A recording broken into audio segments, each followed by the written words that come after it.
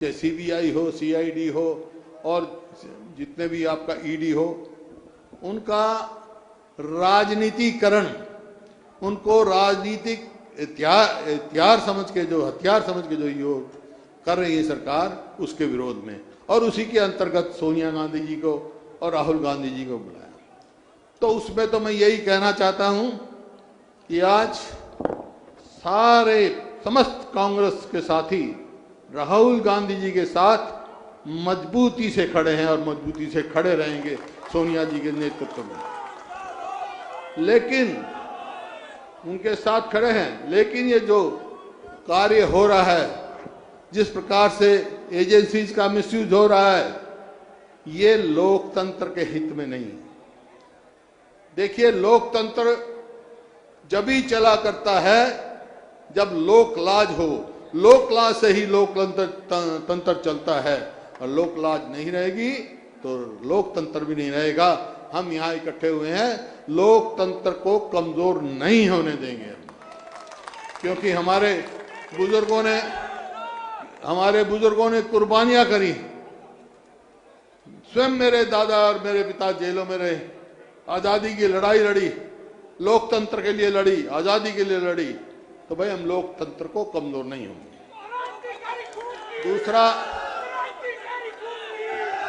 दूसरा मुद्दा, अरे एक मिनट यार, दूसरा मुद्दा जो ये है अग्निपथ, अग्निवीर, ये क्या है भाई? ये क्या है? मैं स्वयं एक सैनिक स्कूल का विद्यार्थी रहा, दो सैनिक स्कूलों में रहा हूं। जो इन्हें कहा शक्ति सिंह जी ने, हमारे साथी ने, एक बालाछड़ी, दूसरा कुंजपुरा करनाल, और आज अकेले कुंजपुरा से कम नहीं तो 28 या 29 सर्विंग जनरल हैं हिंदुस्तान की फौज में। मैं कोई वैसे ही नहीं हूं, कोई राजनीतिक तौर पे इसका विरोध नहीं कर रहा हूं। मैं दलगत राजनीति से ऊपर उठकर मैं समझता हूं, जो ये अग्निपथ लाए हैं, जो फौज में कॉन्ट्रैक्चुअल नौकरी देने की बात कही है, ये ना देश के हित में है, ना नौजवानों के हित में है, ना फौज के हित में है। आज तक जो प्रक्रिया अपनाई जाती है फौज में भर्ती के लिए, 18 साल से 21 साल तक के बच्चे को किया जाता है, और 15 साल के बाद जब वो 21 साल का भर्ती होगा तो 36 साल का होगा, और 18 का होगा तो 33 साल का होगा। 33 और 36 के बीच में रिटायर होते हैं, तो उनका पूरा पेंशन का अधिकार होता है, कैंटीन में जाने का है, स्वास्थ्य का है, बहुत सारे ऐसे उनको बेनिफिट मिलते हैं जो उनको मिलते हैं।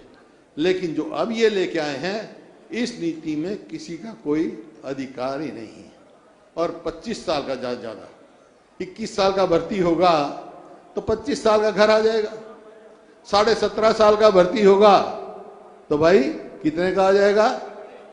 21 साल का, 21.5 साल का घर आ जाएगा। उसके बाद क्या करेगा? नौजवान का जो अंधकार, जो भविष्य है, अंधकार में।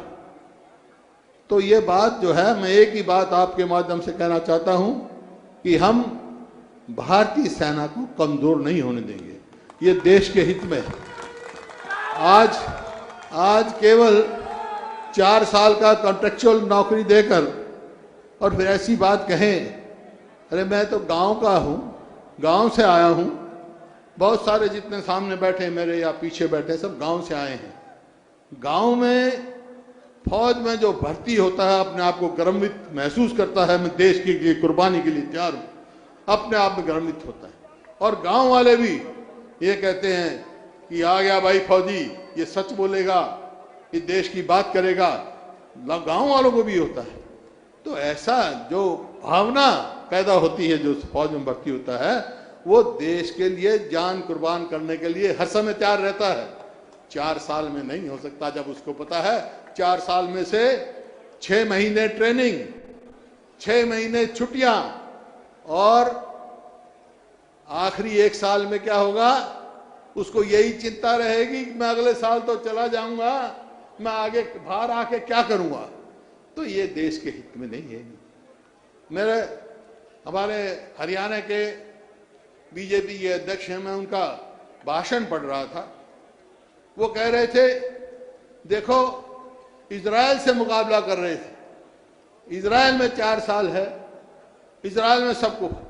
अरे इजराइल और हिंदुस्तान का क्या मुकाबला है?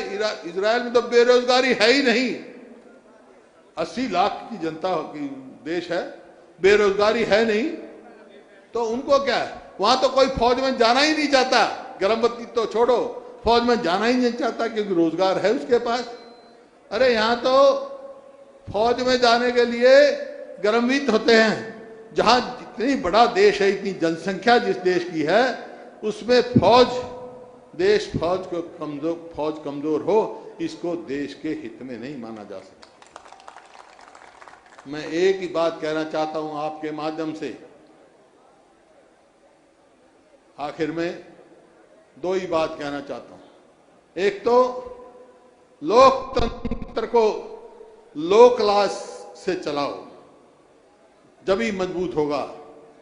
और ये इन एजेंसियों का राजनीतिक हथियार के तौर पे इस्तेमाल मत करो। राजनीति करने की बहुत जगह हमारे पास। दूसरा, इस देश के युवाओं के भविष्य से खिलवाड़ मत करो, इस देश की सुरक्षा से खिलवाड़ मत करो। हाँ, मिलिट्री रिफॉर्म्स लाने हैं आपने, लेके आओ, लेकिन कोई भी इतना बड़ा रिफॉर्म्स लाओ, जरूरत भी होती है समय समय पर, जैसे पहले पुलिस रिफॉर्म्स आए, आज मिलिट्री रिफॉर्म्स लाओ, वो लाओ जब स्टेक होल्डर से बात करो। मेरी 10 जनरलों से बात हुई है, कोई रिटायर्ड है, कोई सर्विंग है, सब इस मामले में इस बात के वो हैं, दुखी हैं, और इस देश का युवा भी इस बात से परेशान है, बहुत मायूस है। तो इसको आपके माध्यम से मैं सरकार को कहना चाहता हूं, इसको तुरंत वापस लेके अपनी कमेटी में भेजो, लोकसभा में भेजो, डिफेंस कमेटी में भेजो, उसके ऊपर पूरी चर्चा करके जब मिलिट्री रिफॉर्म्स लेके आओ। इन्हीं शब्दों के साथ देखो देश कब मजबूत रहेगा। देश मजबूत रहेगा 2 ही बातों से, और वही नारा काम देगा, जय जवान जय किसान। बहुत बहुत धन्यवाद।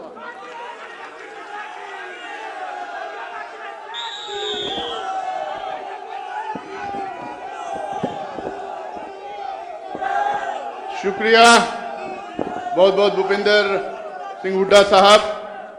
अब इसके बाद में हमारे झारखंड के नेता पूर्व केंद्र मंत्री सुबोध कांत साहब